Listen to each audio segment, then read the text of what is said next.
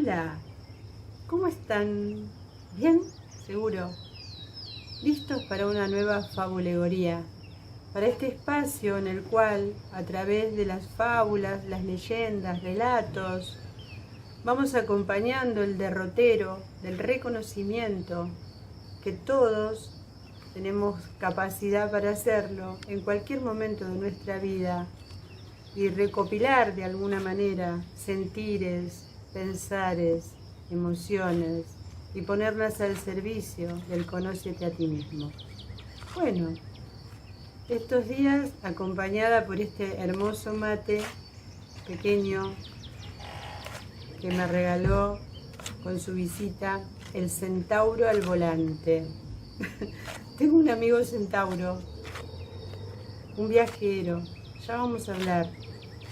Ya nos vamos a encontrar en alguna fábula, pero miren qué lindo mate. Gracias, ese. Y con el mate y con ese también llegó el tango. Creo que en estos espacios no lo usamos nunca, pero es algo desde el campo poético de principios del siglo XX, una de las manifestaciones más importantes de este lugar del sur del sur.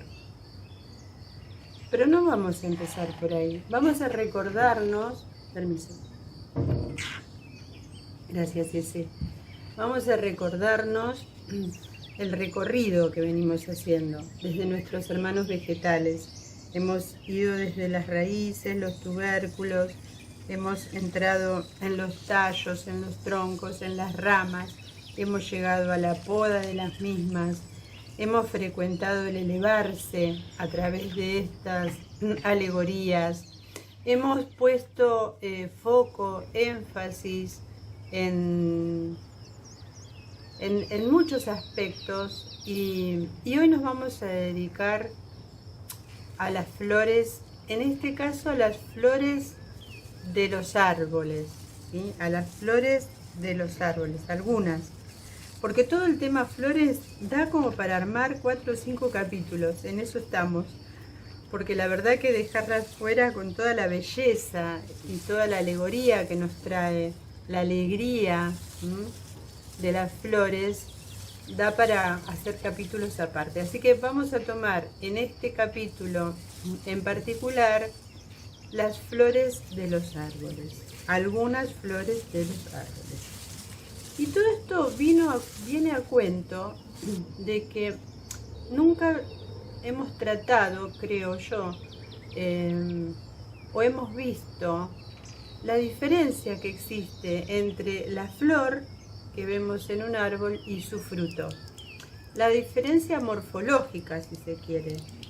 Lo que me dio a pensar que muchas veces los anuncios, lo que se anuncia, difiere y no es perceptible el resultado, el fruto. A ver, voy a desandar esta idea porque si no es medio compleja. Pero si yo veo una flor de naranjo, un azar, veo una naranja, veo en ella el anticipo de la naranja, así como en las semillas a veces no vemos en el aspecto de la semilla. No sé, se me ocurre ahora la del jacarandá, que es tan particular, o la del timbó, que parecen unas orejas grandes, ¿sí? Allí no se aspecta el futuro árbol.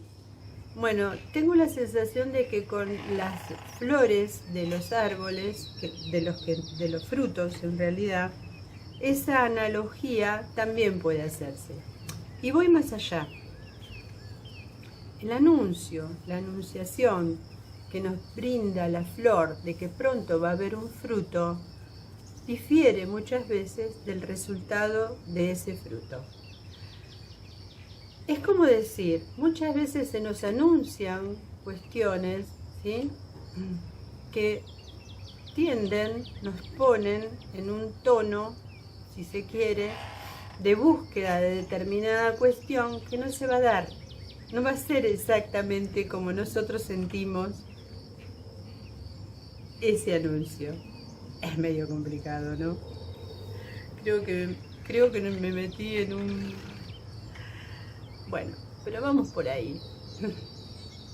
Si digo anuncio, si digo anunciación, desde el lugar que lo vamos a tomar, en este caso vamos a empezar por Occidente, o si se quiere por los judeocristianos, y luego vamos a irnos al sur del sur. Vamos a entramar estos anuncios.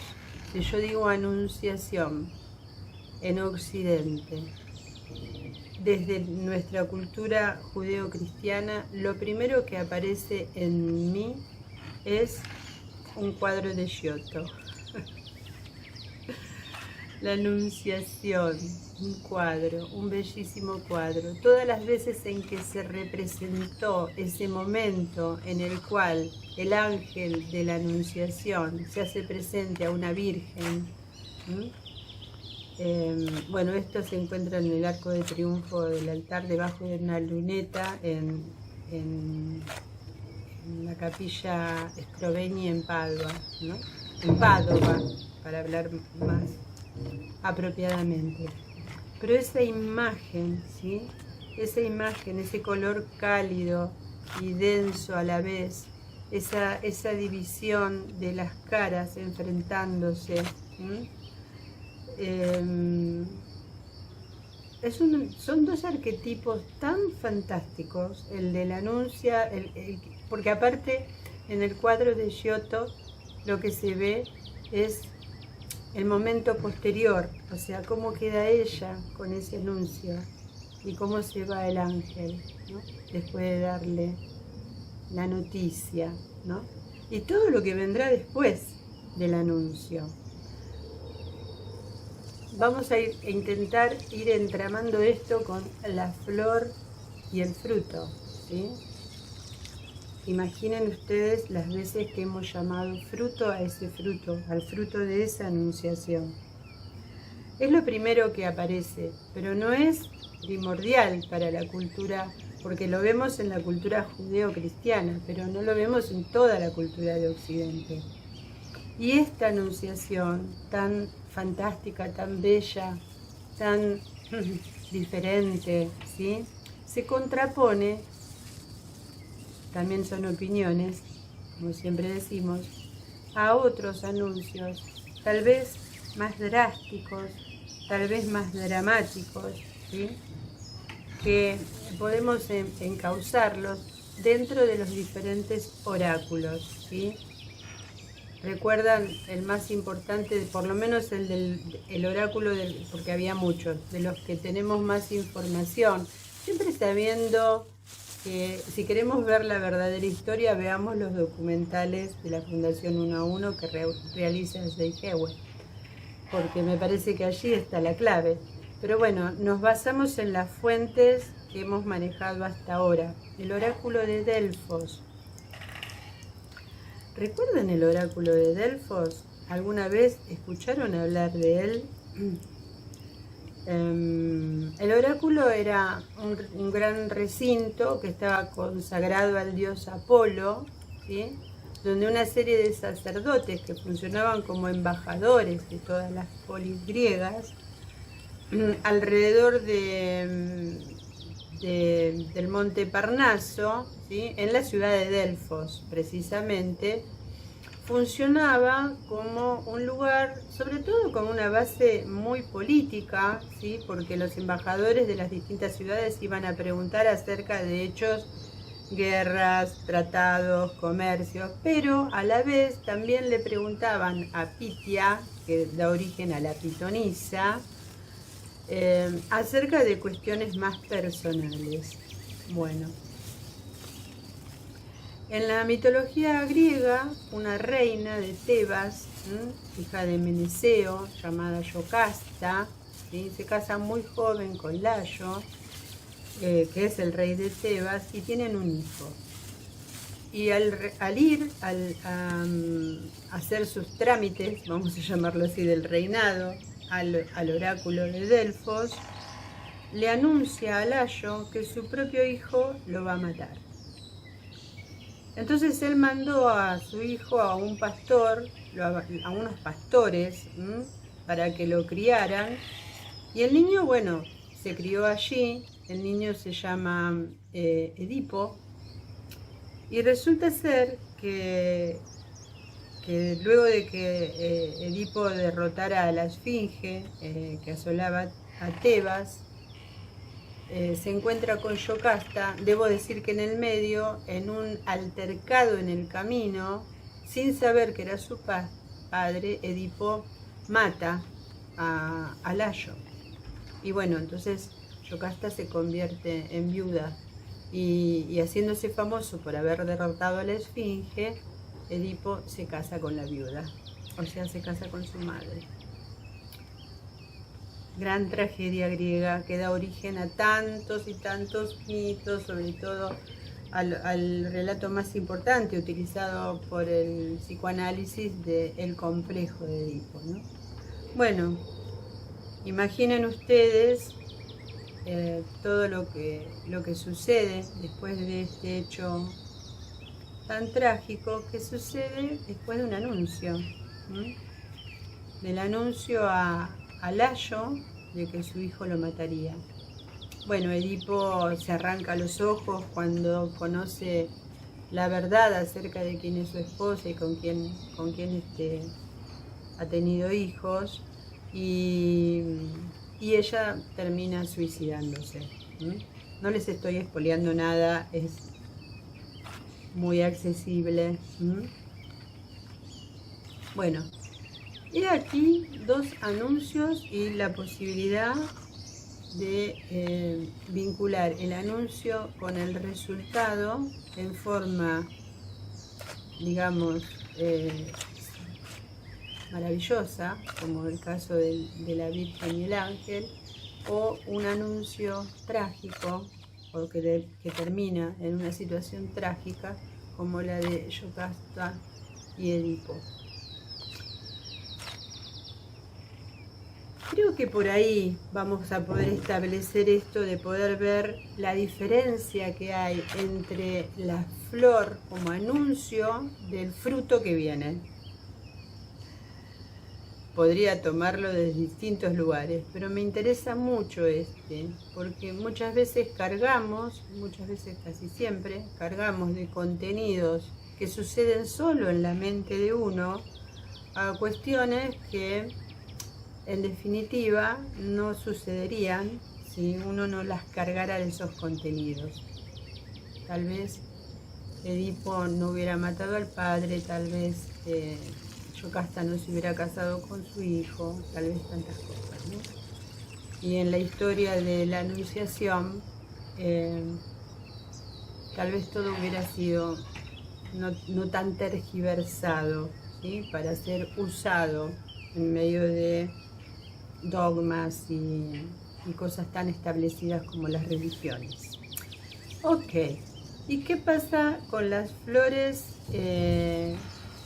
Les decía que quería utilizar un poco la figura del tango y sobre todo de la poesía del tango, más allá de la música en sí y su origen y demás, porque bueno, aquí al sur del sur y en esta zona en particular donde estamos relatando estas fabulegorías, el tango es nada, no se puede obviar. Y hay un tango en particular que nos habla de las flores, que hay dos momentos cruciales del tango y las flores y el fruto. Uno de Flor de Durazno, que en la época, en realidad es una película, la primera película que hace Carlos Gardel, y es muy emblemática porque en esa época todavía se estaba usando el cine mudo y en el medio de las proyecciones se cantaba, se tocaba el piano. Como ya sabemos, fue todo un proceso que se dio hasta que el cine sonoro se impone, y esa voz de barítono y esa figura tan varonil y esa mirada que tiene sobre el mundo los personajes de Carlos Gardel en Flor de Durazno estalla.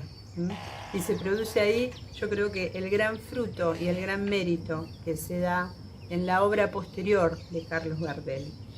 Pero uno en que me quiero detener, porque no solo porque es uno de mis preferidos, sino porque tiene tanto para decirnos, es Naranjo en Flor. Naranjo en Flor es un tango escrito por dos autores que fueron hermanos, ¿no? Y de los cuales me encantan sus nombres. No tiene nada que ver lo que voy a decir, pero bueno, lo voy a decir. Homero y Virgilio se llaman estos hermanos. Expósito, ¿sí? Recuerden que el apellido Expósito hace referencia a aquellos niños que eran huérfanos y eran criados como precisamente en los Expósitos. Y bueno, desde allí deviene este apellido. No quiere decir que esto le haya pasado a Homero y Virgilio, pero bueno, casualmente, o no tan casual, son Expósitos. Homero y Virgilio, ¿qué podían ser? Poetas. Y Homero, tan prolijo, tan disciplinado para elaborar las letras, que con Naranjo en Flor se mueve todos los versos, toda la poesía del tango, desde los barrios, lo arrabalero, los compadritos, las mujeres de la vida, los amores y demás, hacia un lugar de naturaleza, de arboleda, de sutilidad, como la de un naranjo en flor.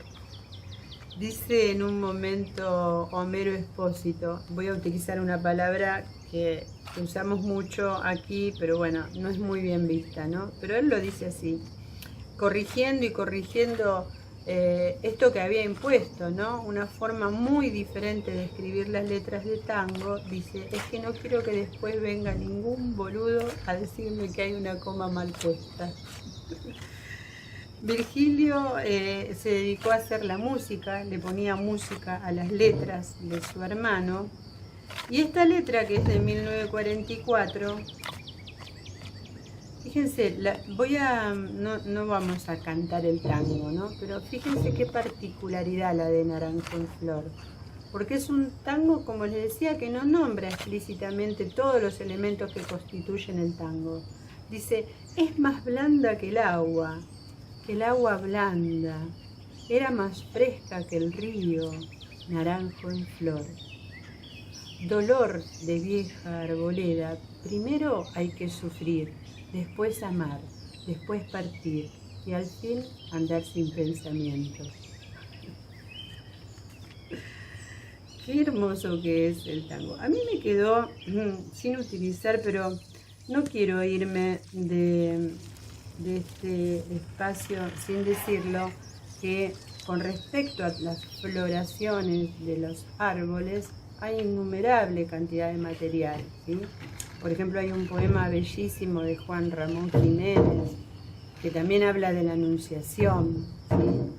Voy a ver si lo encuentro y a lo mejor si no lo usamos en esta lo uso en la próxima, pero bueno, ahí vamos, ¿no? Vamos hacia... ¿Qué nos anuncia lo que nos anuncia?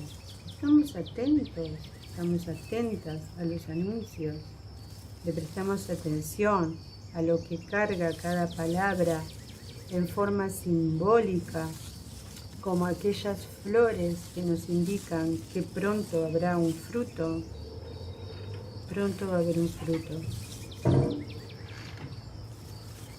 Bueno, vamos a hacer un poco de silencio, a ver qué surge del fruto del silencio. La Anunciación, los oráculos. Ya vamos a hablar de los profetas y los oráculos. Ya nos vamos a tomar ese tiempo. Esa mañana salí a la huerta con la intención de trabajar en ella. Cargué azada y rastrillo, un sombrero aludo y el mate, compañero.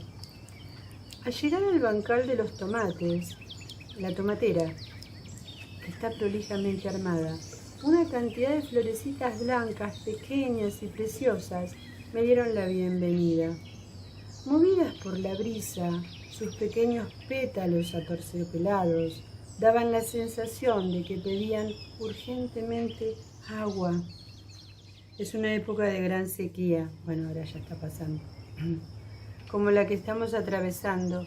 Es menester estar atentos permanentemente a esa solicitud. Traje la regadera cargada y rocié amorosamente las florecillas.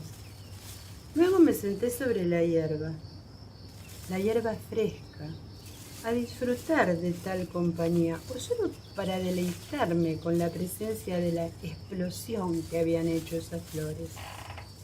Estas flores anuncian los tomates venideros, me dije. ¿Cómo es posible que en el anuncio nada se aprecie del resultado final de esta transformación?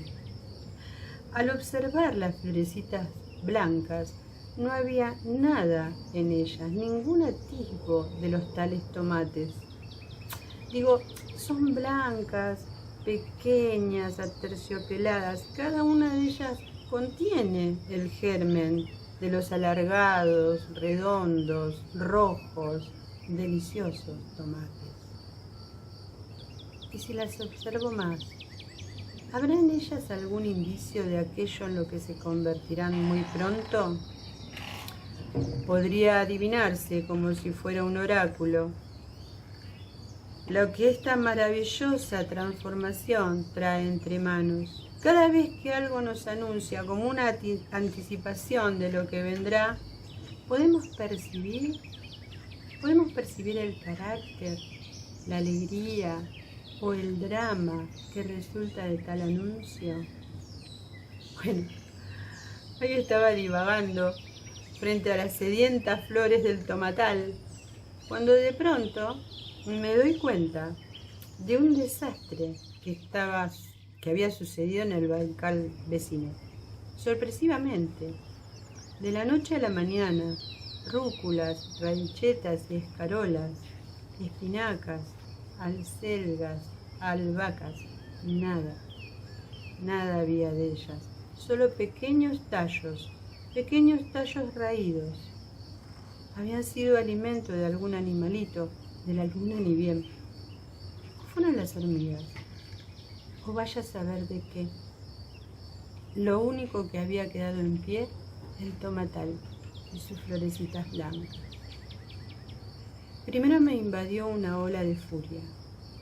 Podía sentir la adrenalina y el cortisol corriendo por las venas. Después se aminoró y caí de nuevo sobre la hierba, ya no deleitándome con las blancas florecitas, sino siendo testigo de la hecatombe. Tal vez hubo anuncios de que eso sucedería y ninguna prevención. En este furor que tengo por lo agroecológico, había decidido no combatir hormigas. No hice cercos para que no se acerquen los pequeños animales. Solo estaba atenta a que la huerta no estuviera a expensas del granizo. Es que el año anterior el granizo la había destruido. Ya está. Sentada frente al gran anuncio de los próximos tomates, la desazón que me producía el no haber prestado atención dio paso a otro tipo de sensación.